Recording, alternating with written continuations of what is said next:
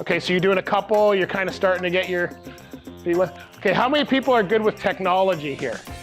Here's where the room just leaves, right? Okay, yeah, okay, so we got, okay, the workshop that we're doing here is kind of intermediate to advanced, so just take what you can. Don't feel you have to do everything. We're gonna go through a ton of stuff tonight. Don't feel you have to try and do everything. Just do what you can, okay? That's the important part. All right, so we're gonna start, we're gonna go through the art, and then, who's on social media?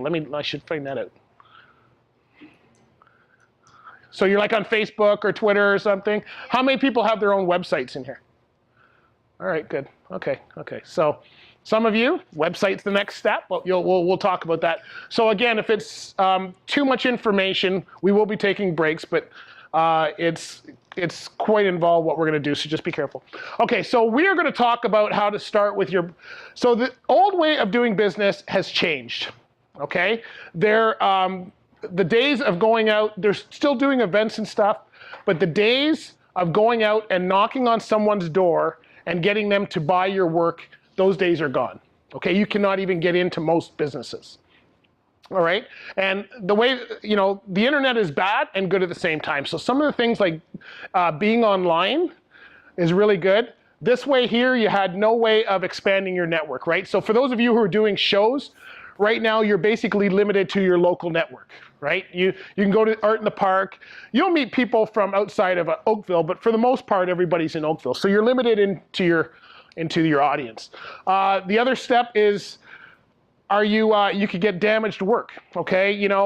Again, for Art in the Park, you're putting all your stuff in a car. I don't know, how many people have a lot of inventory, like you've done a lot of paintings, and you want to try and show them all at one place?